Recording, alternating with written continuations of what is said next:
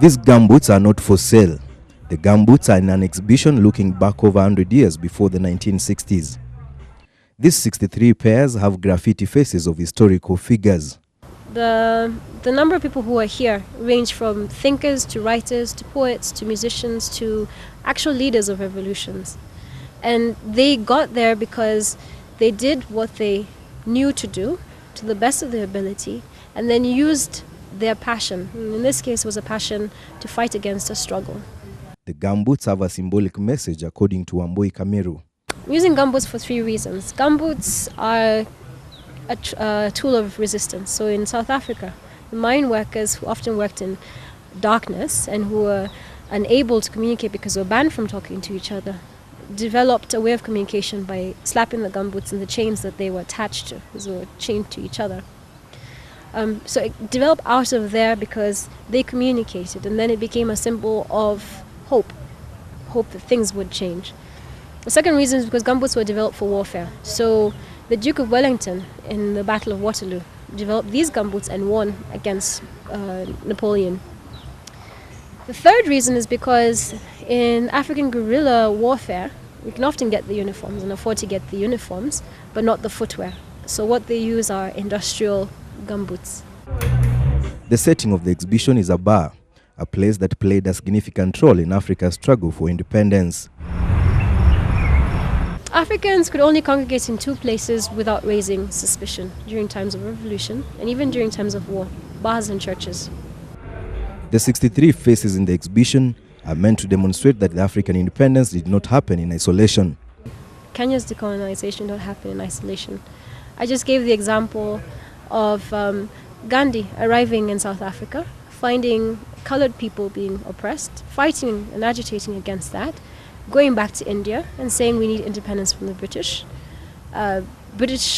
giving independence to India, Nehru becoming the first president, Nehru then becoming an example to Kwame Nkrumah becoming the first president of Ghana, Kenya learning from Kwame Nkrumah, the Mau Mau War happens, and then Kenya gains its independence.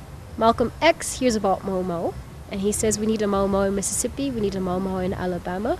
And he agitates for violent fighting against the oppression of African Americans.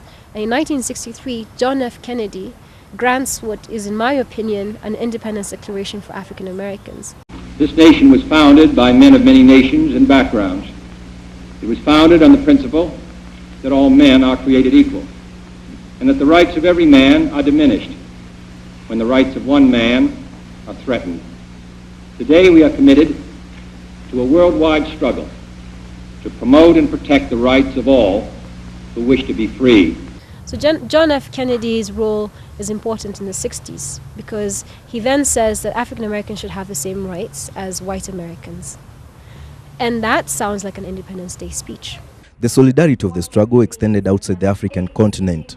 It's talking about civil rights for African Americans. So Che Guevara is one of the faces on the gumboots, and I put him in there because when he was talking about revolution, he talked about it as something that can find an identity as well in Africa. Somehow he managed to make his way from South America to the African continent, found his way to Angola, found his way to Algeria. And he came because he knew that what they were fighting for in South America was not limited to South America. The whole world could possess it. Zimbabwe's President Robert Mugabe, who recently won a 7th term in office, is one of the faces that was featured. Mugabe gets to feature on this gumboot because he is an example of the duality of character. So you have good and you have bad. That's human. You have a hero and you have a terrorist. When Mugabe came into power, he was a hero, and people believed in him, which is how he got into power. There's a generation of people that believed in him. The conversation changed, and then he became a terrorist. Former colonial powers Britain said they had grave concerns about the conduct of the recent election and urged a thorough investigation of all allegations of violations. Baker, a famous Paris dancer of the 1920s, advocated equal rights and refused to perform in segregated nightclubs. is one of them, holding Josephine Baker, and Miriam Makeba is the other one.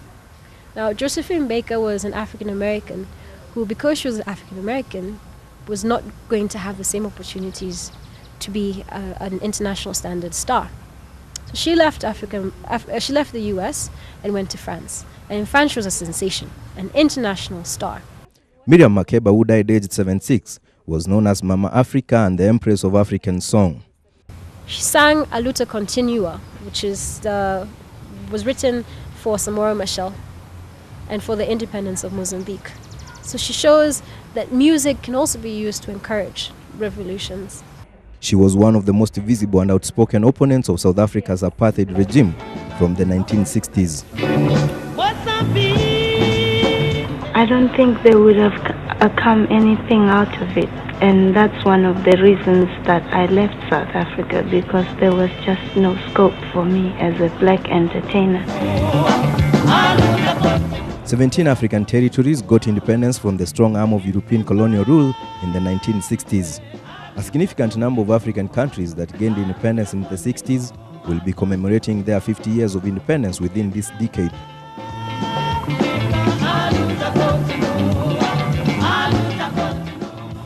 So this is a discussion that has begun on the African continent. Because in a sense, we sort of have to look at our past in order to address our future. And by addressing our past, we find gems in there that, for me, have shown me I have a lot to be proud of.